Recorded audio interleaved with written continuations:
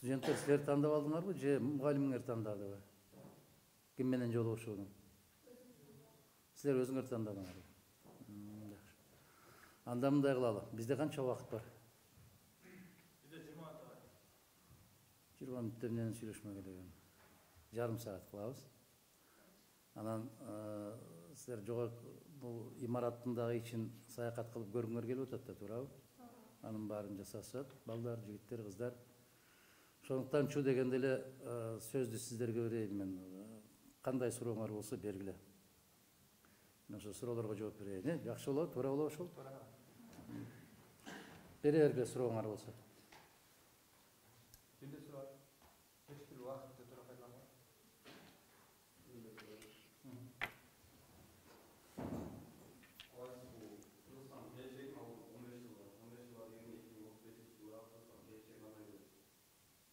Сен тарых факультетиненби?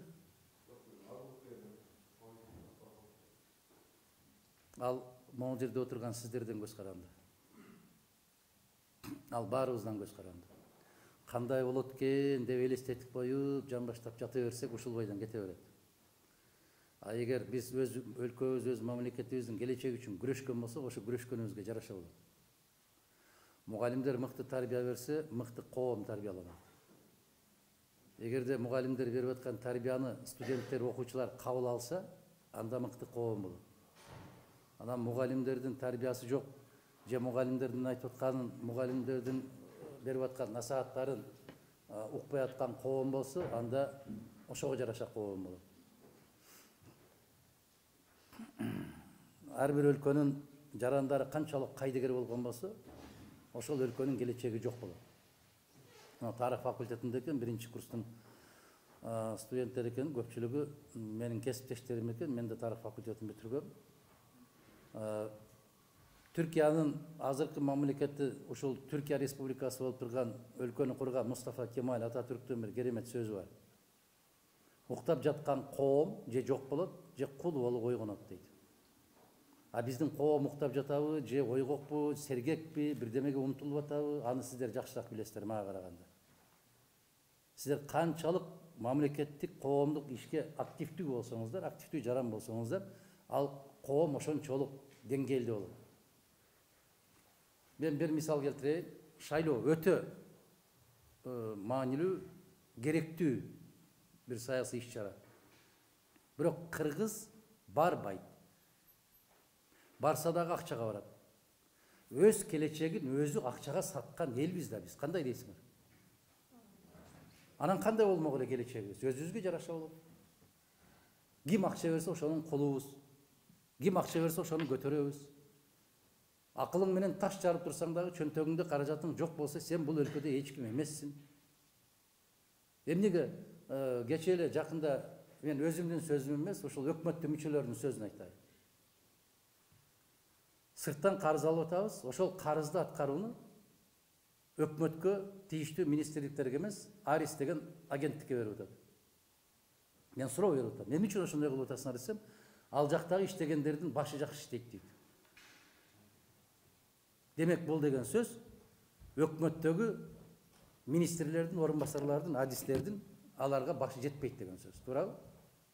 А эмнеге ошондой болуп калып атат? Себеби бүтүндөй тааныш, билиш, куда сөөк, тууган урук деген түшүнүктөр менен кызматка алып атат. А таланттуу, мыкты, бардык нерсени өздөштүрө алган жигиттер менен кыздар сыртта калып атат. Эгерде биз ушул саясатты жүргүзө берсек, анда 15 жыл эмес, 15 айдан кийинки абалыбыз мышык ыйлай турган деңгээлде болот. Азыр деле ошондой абалдабыз. Биз кечээ бир эл аралык уюм менен биздин фракция бүтүн Кыргызстан мындай өткөрдүк, жолугушуу өткөрдүк. Себеби биз талап кылдык эле, сунуш кылдык эле. Биздин бүтүн Кыргызстан фракциясы үчүн эң маанилүү маселе бүгүнкү күндө билим берүү. Билим берүү. Себеби билимдүү коом гана келечегин кура алат.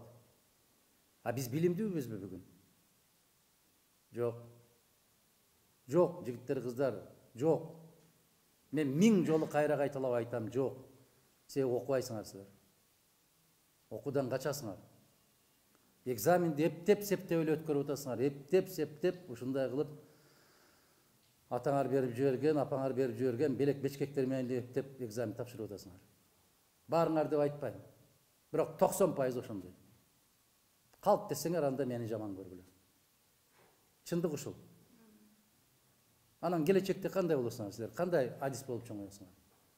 Мына ошол эл аралык уюмдун, кадыр барктуу уюмдун иликтөөсү боюнча 200 канча деди кече жанагы билим берүүнүн деңгээли боюнча 160 өлкөнү иликтеп чыгышыптыр. Биз 165 орунду алып турабыз. Эң төмөнкүдөн дагы төмөн экенбиз.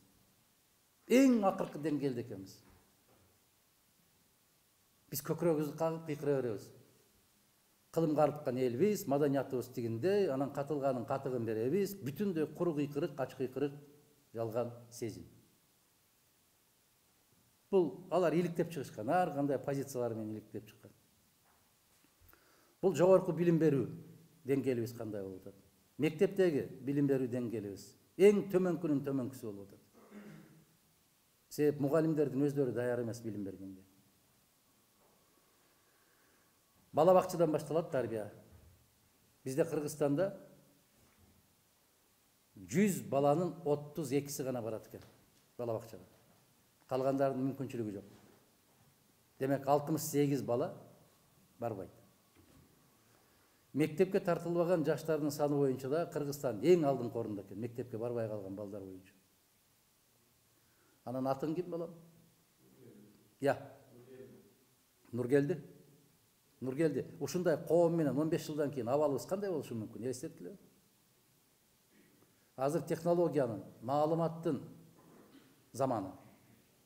Билимсиз, илимсиздер көчө шыпырып, тамак ичкен жерлерде идиш жууп, пол жууп, шыпырынды шыпырып гана жүргөнгө татыктуу болуп калат, башка нерсеге татыксыз болуп калат. Анда кандай болуп калабыз биз? Ким болобуз?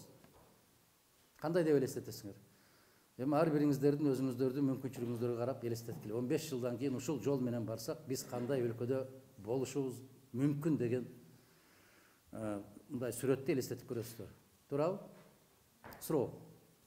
Бере бер.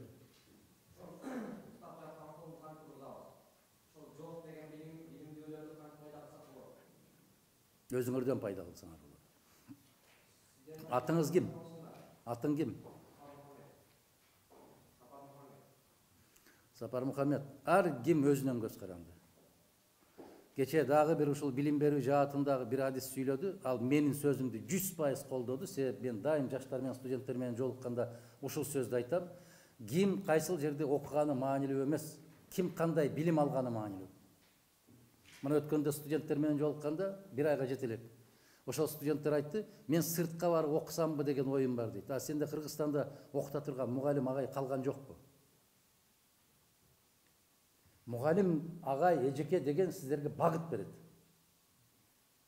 А багыт бергенден кийин аны канчалык деңгээлде өздөштүрүп кетесиздер, ал өзүңөрдөн көз каранды.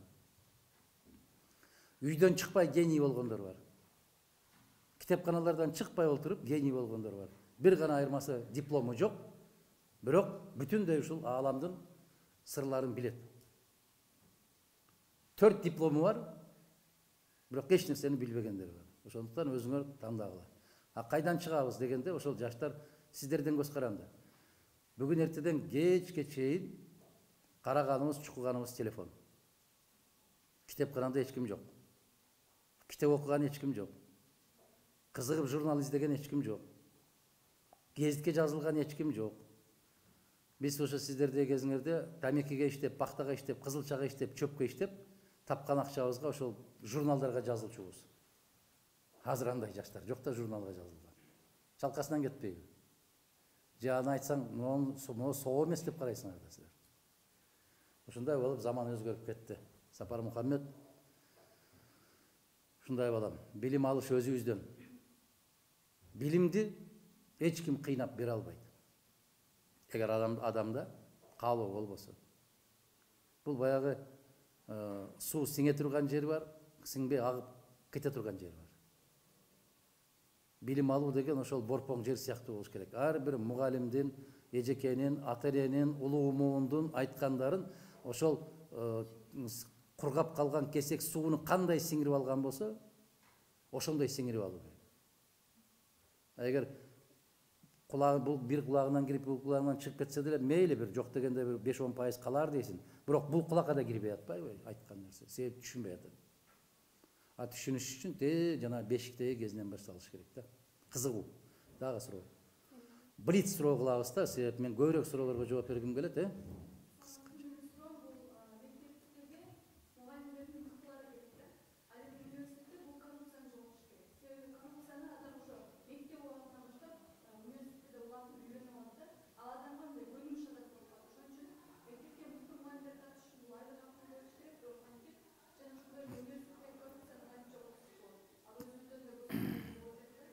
Сизге биздин жолугушууну көргөн окшойсуз,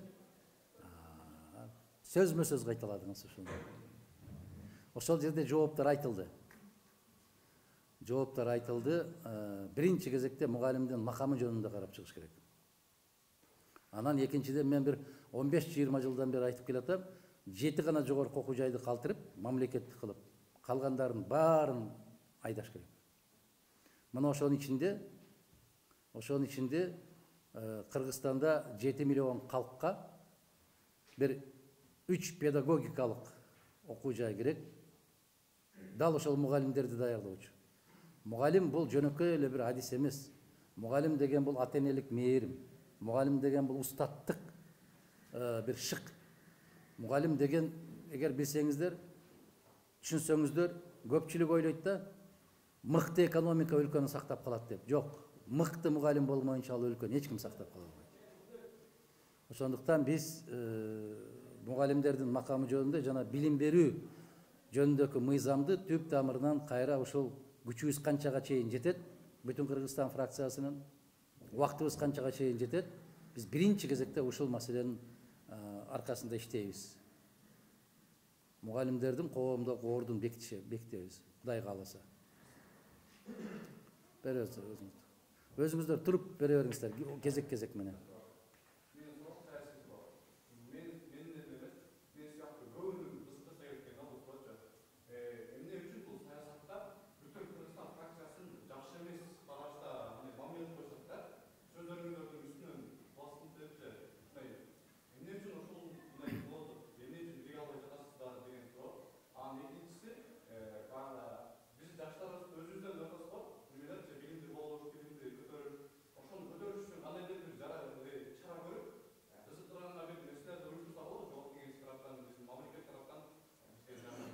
Жарайт.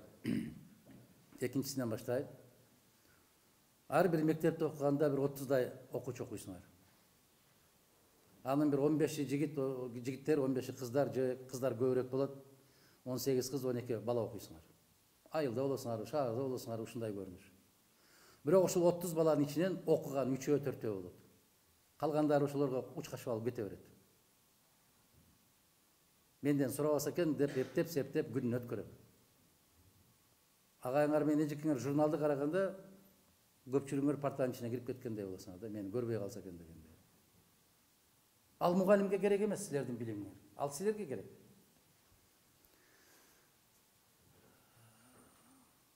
Адамда мотивация болуш керек. Мотивация ар жагында болуш керек. Мисалы, мен өзүмдү мисал келтирейин. Ушундай танапис мезгилинде биздин балдар топ кармап, башка кырып, ызылдап, бир жактарга кетип, чуркап, эч тыным билбей безилдене берчү да. Мага ошол 5 мүнөттүк, 10 мүнөттүк танаписте дагы мен бир китеп окуп алганга аракет кылчумун. Бүт бардыгы кээ бир учурларда мен үстүмдөн күлгөнгө чейин барышкан. Студент болуп жүргөндө дагы 5 жылдын ичинде бир жолу бийканага барып аптырмын мен. Силер дискотеканы жакшы көрөсүңөр? Бир жолу басып кирип өттүрмүн. Биз менен курсташ болгондор дагы анча-мынча бир политехте окуган, Айыл-чарба институтунда окуган 2-3 кыргыздар бар эле. Ошолор мындай мыскылдачу. Мадумаров тиздештин кажети жок, китепканага кирсең ошол жерде байланып ал. Бул адамдын өзүнөн экен. Ышык, ошого болгон кумардануу керек. Билимге болгон кумар керек да. Мына тамеки тарткандар тамеки тартмайынча тура албайт го. Телефон чукугандар телефон чукумайынча тура албайт. Ошол сыяктуу эле китепке болгон кумар болуш керек. Илимге болгон кумар болуш керек. Ансыз эч нерсеге жетишибиз кыйын. Экинчиси, эмне үчүн бириге албайсыңар деген сөзгө. Эмне үчүн биздин бүтүн Кыргызстан үстүнөн баары мыскылдай берет деген. Мына силерге бир мисал келтирдим. Канчанчы класста окуйсуң? 10 класста. Жакшы окуйсуңбу?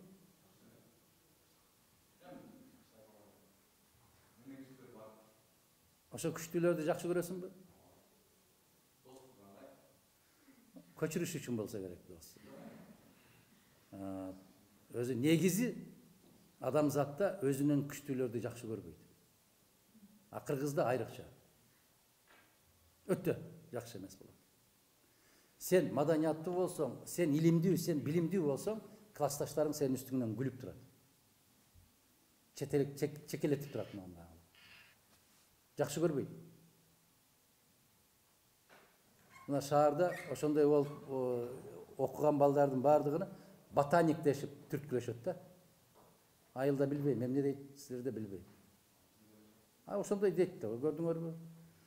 Сен да келечектеги депутат экенсиң. Биринчи макул болбойсуң да, анан айткандан кийин макул болуп добуш берет. Бизди бүтүн Кыргызстанды ошон үчүн көбү жактырбайт. Бир акылман айтат да, сиз көп адамдарга таң каласыз да, капа боло бересиз. Мен аларга эч жамандык кылган жокмун го, эмне үчүн мени жаман көрөт деп кыйналасыз дейт. Сиз жаңылышасыз дейт. Сиз аларга окшош эмессиз, ошон үчүн алар сизди жакшы көрбөйт дейт. Түшүндүңүзбү?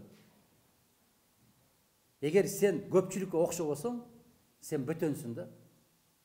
Көпчүлүк менен бирге болуш керек дейт.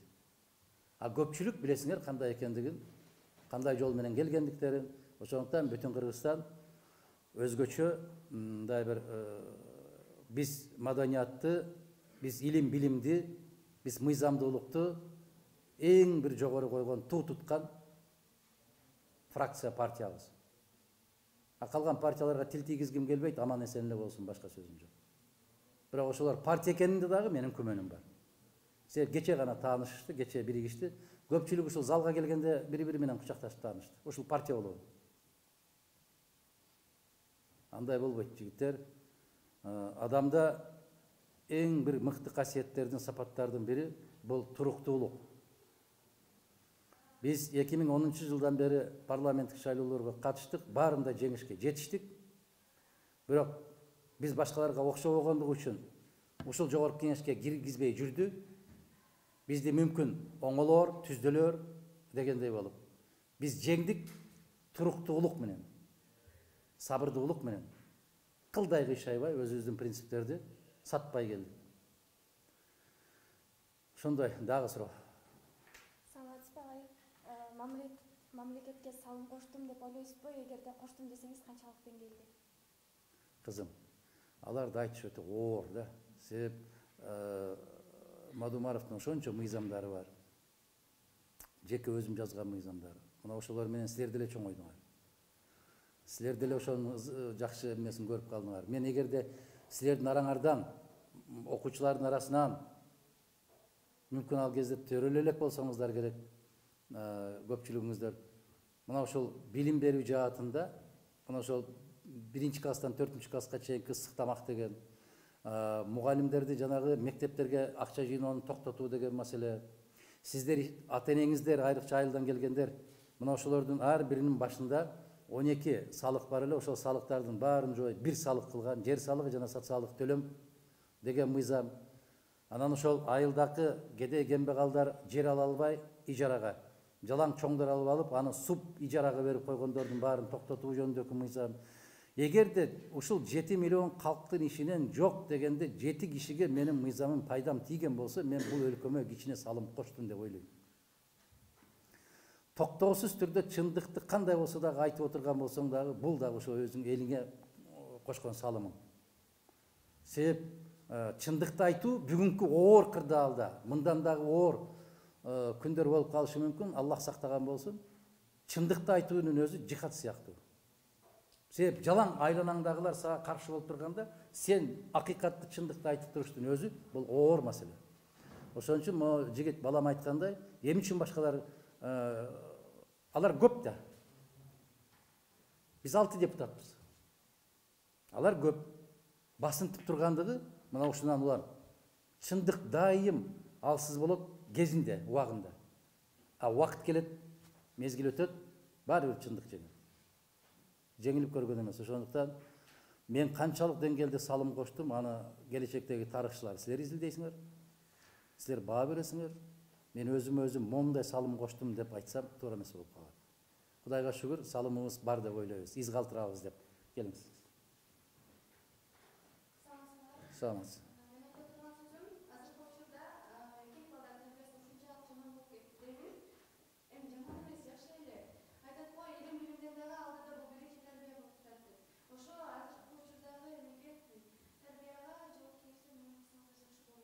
Не кылса?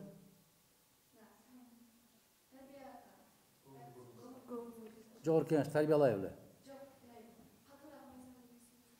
Мыйзамдар каттуу, мыйзам иштебейт. Мыйзам өтө каттуу. Бирок иштебейт. Силерге деле ата энеңер баарыңарга жакшы болууга дейт, жакшы болбойсуңар да. Ошол сыяктуу эле мыйзамдар жакшы, мыйзамда кеп жок, шек жок. Бирок ошол мыйзам иштебейт. Балдардын тарбиясы жаман болуп кетти дегениңерге биздин улуттубузда бир каттуу макал бар да. Айтсам туура түшүнөсүңөр бекен? Себеп дагы бир акылман айтыптыр да. Бүгүнкү коомдун кайгысы ушунда турат дейт. Акылдуулар сүйлөгөндө, акылсыздар түшүнгөндөй кылып сүйлөш керек дейт. Эгер акылсыздар түшүнбөй калса дейт, бул акылдуунун кайгысы дейт. Анын маселеси дейт. Это проблема умных дейт. Если не понимает. Көрдүңөрбү? Заман тескери болуп калган деген сөз ушул. Билесиңерби? Бизде ушундай макал бар. Өтө копол, бирок таамай тиет. Атасы жиндинин бирөө жинди дейт. Энеси жиндинин баары жинди дейт. Муну азыр түшүнбөйсүңөр силер, себеп жашсыңар да. Бул деген сөз эне тарбия бермейинче бала болбойт деген сөз. Эне өзүнүн ордунда болсо, коом ордунда болот дейт. Эне бузулган жерде коом бузулат дейт.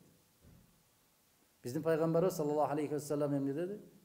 Эне бул медресе деди. Медреседен сабак берет экен, медреседен сабак алат экен. Муну жакында Британ окумуштуулары айтып чыкты. Баланын кандай бала болуп чоңоюшунун 95% энеден көз каранды экендигин алар далилдешти. Мындан 1,5 миң жыл башта биздин пайгамбарыбыз айтып койгон. 1,5 миң жыл башта. Ошон үчүн кечеки жыйында дагы айттым, бүгүн да кайталап айтам. Кыргыз бойдон калганга аракет кылгыла. Биздин каада салт, биздин нарк насил, биздин тарбия укмуштуудай керемет болгон. Кызга 40 үйдөн тыюу дейт. Кыздын 40 чачы улуу дейт ошол кезде. Ошондуктан жана жигиттер жаман болуп кеткен болсо, балдарынан бирөөсү жаман чыгар. Эгер кыздар жаман болуп кеткен болсо, Аллах сактасын, анда коом өзгөрүп кетет. Ошон үчүн тарбиялык мааниде кыздарга биринчи кезекте жигиттерге иман берсин. Аларга инсап берсин. Биздин кыздарыбызга да инсап берсин. Анан бул тарап жакшы, бул тарап жаман дегенге мен көп аралаша албайм. Себеп эки тарабында тең бар. Бирок көпчүлүгү туура айтасыз. Балдар өтө каттуу жаман. Же сөзүндө тура албайт, же башка боло албайт. Мен бирөөңөрдү тандашым кыйын экен. Кезек менен тура бергиле. Саламатсыз.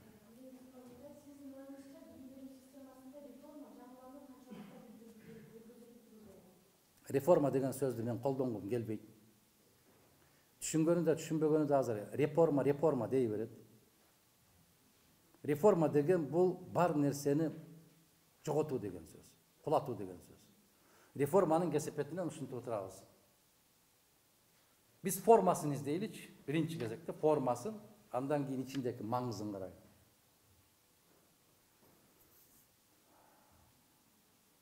Атаңдын үйүн оңдош үчүн аны пайдубалына чейин талкалаштын кажети жок.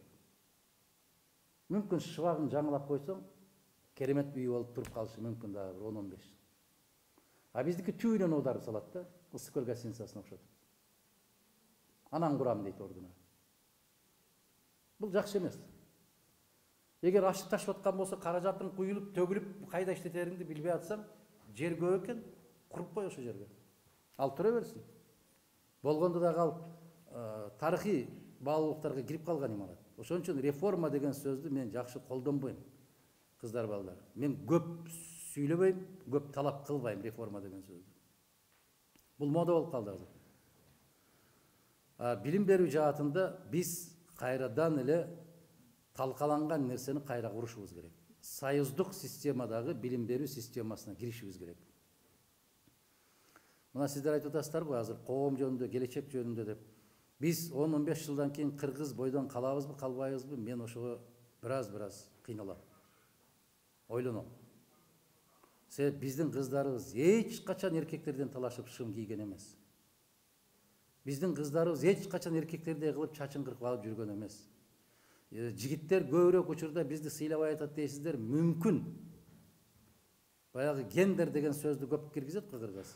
Тең укуктуулук дегенди. Ошону талашып, уламдан улам талашып аткан үчүн аял затын көрбөй аткандыр балдар. Назик, жибектей созулган, керемет. 10 сөз айтсаң, бир сөз менен жооп берген кыздарды таппай аткандыр ушул жигиттер. Мүмкүн. Тескерисинче бир сөз айтсаң, 5 сөз менен жооп берген кыздарды көргөндөн кийин качып аткандыр. Аллахтын өзү сактасын деп. Ошол бардыгы коомдон көз каранды да, кыздар. Биз ошондой кылып тарбиялашыбыз керек. Ошого барышыбыз керек. Биз башка улуттун, башка мамлекеттин маданиятын алып, аны туурабашыбыз керек. Ага кетпешибиз керек. Мисалы, могу жерде мен көрүп атам, жолук оронгон кыздарды көрүп атам, калпакты чечпеген жигиттерди көрүп атам. Бул мүмкүн, жакшы. Бул формасы. Ичи эмне экен бир Кудай билет. Маңызы кандай экен Кудай билет.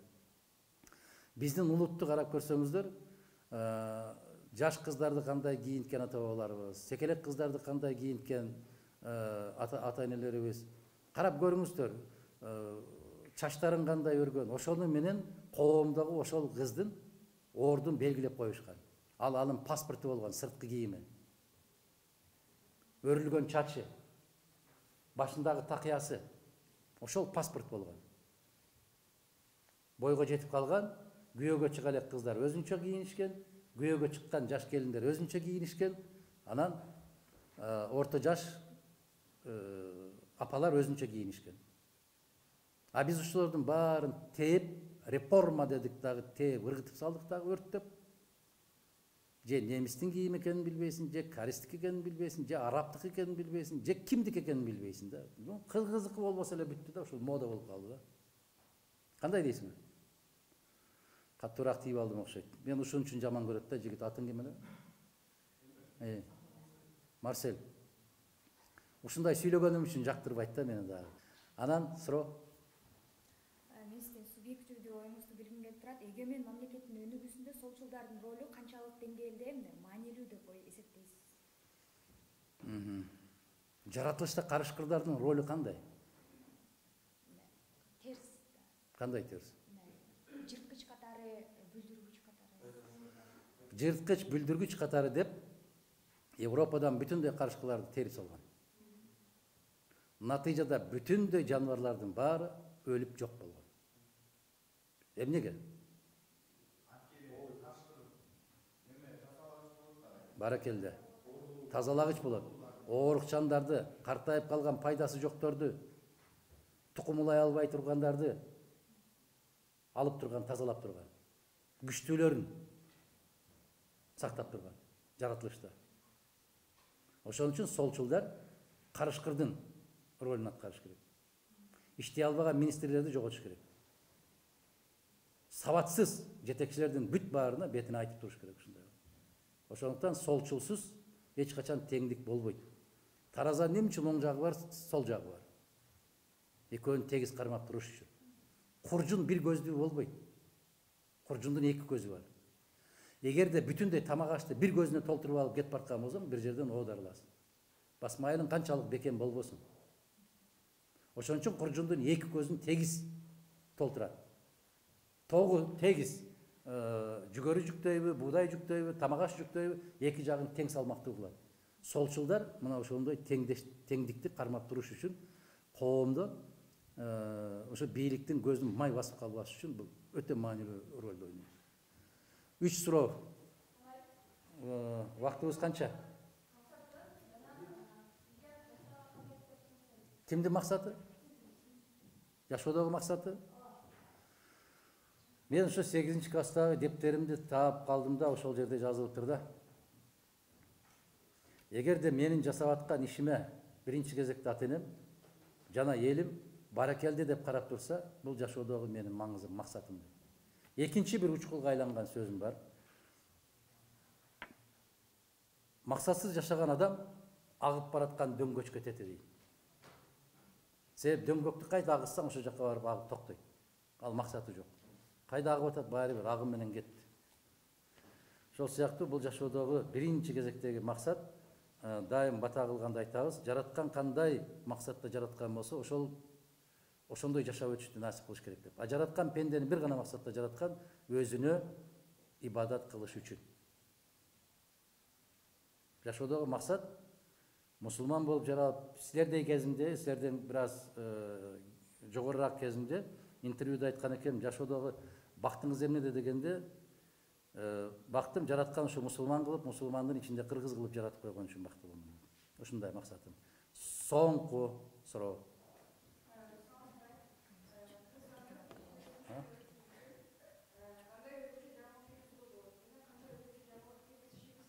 Эмнеге?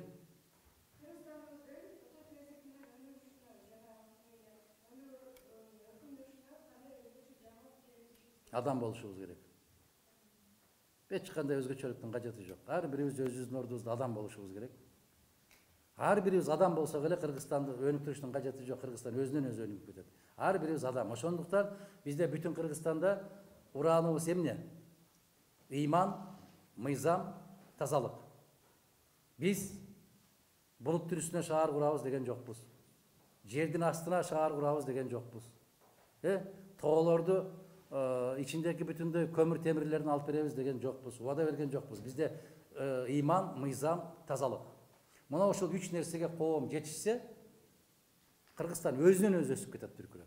Ага эч ким муктаж эмес башка жактан жардам күткөнгө. Өзүбүз өзүбүздү көтөрө алсак, өзүбүз өзүбүздү бага алсак, өзүбүз өзүбүздү билимдүү, илимдүү жасай алсак, анда Кыргызстанды эч ким кармай албайт. Кептин баары ушул өзүбүздө болуп атпайбы? Урматтуу балдар, кыздар, өзүбүздө, баардык нерсе өзүбүздө. Өзүбүз ошого аракет кылбай атабыз. Балдардын ушу 2 кыз кол көтөрдү, анан бир жигит мына соңку, экинчи жолу эмеспи, биринчи жолу, биринчи жолу.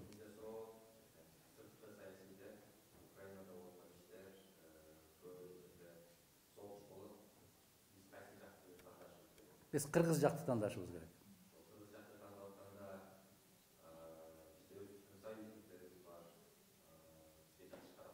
Ким?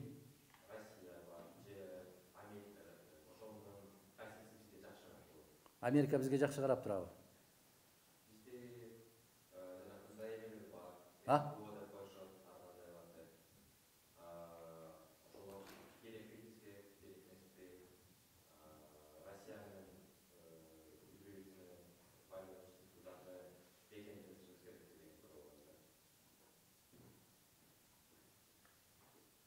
Россия менен бекемделбесек дагы бекемделүүгө милдеттүүбүз. Биздин 1 миллион сиздердей болгон жигиттер менен кыздар ушул жакта жүрүшөт. Россия менен биздин тарыхыбыз бир. Биздин тагдырыбыз да бир. Ар жака ойноктой бербестен туруктуу позицияда болушубуз керек. Баягы бүт пайдалуу макалдар копол да, айтайын десем билбей каласыңар. Көп баскан бир неме басат дейт да. Көп баспаш керек да, чуркай бербеш керек ар жака. Туруктуу бир жерде болуп, өнөктөш болуш керек. Менин позициям ушундай. Мен муну ачык айтып келем, нечен жылдардан бери. Ошол арттагы 2 кыз ошол менен бүттүк.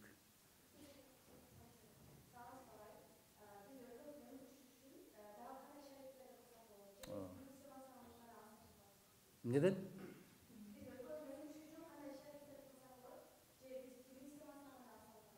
Билимсиз адам эч качан өспөйт.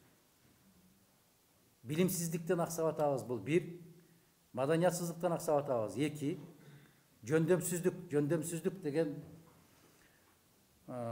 кандай десем бери.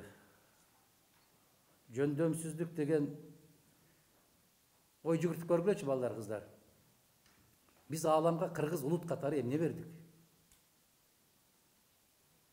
Машина бердикпи, учак бердикпи, телефон бердикпи, телевизор бердикпи, же бир жаңы технология бердикпи, же бир адам ушунчалык бир таң кала тургандай илимий ачылыш жасадыкпы? Эмне бердик биз ааламга?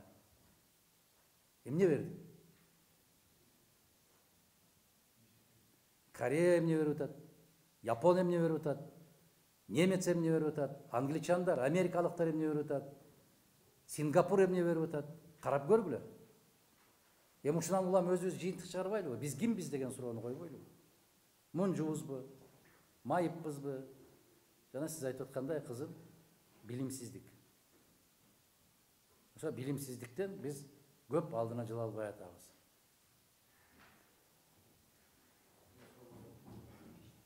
Ошону менен бата кылабыз. Болду жигиттер.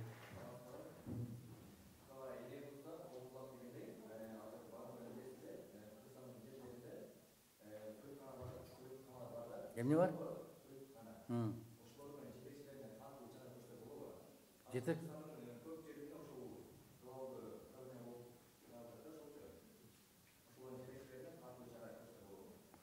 Мамлекеттик ишканалардагы ошондойлорго тыюу салалы, анан баары жоголот.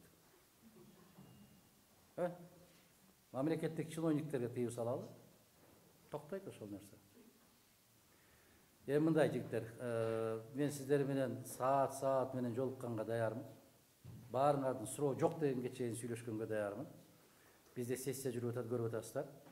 Биз мындай барымтада калган адаммын да мен. Азыр ошол жүрүп атат дагы маанилүү маселе каралып аткан болсо, Мадумаров кайда жүрөт?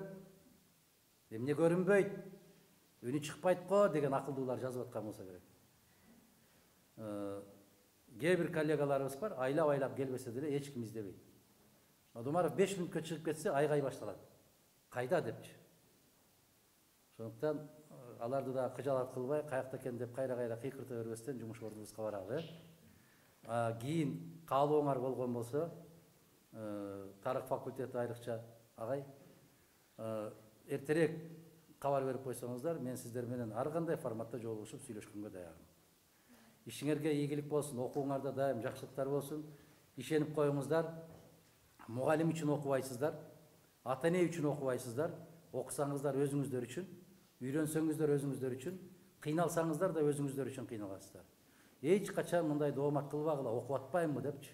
Окуп атсаңар өзүңөр үчүн окуп атасыңар. Ошону туура түшүнгүлө, умтулгула. Мен кече 2-3 күн башта Алматыда Казакстан мамлекеттик университетинен ушундай студенттери менен, окутуучулары менен, жетекчиликтери менен жолугушуп келдим. Ал жердеги шарттарды да көрүп келдик. Бир кененирээк болгон учурда сиздер менен сүйлөшсөк болот ал боюнча. Жарайбы? Рахмат ага сизге да. Ийгилик болсун. Жол бир сүрөткө чыгып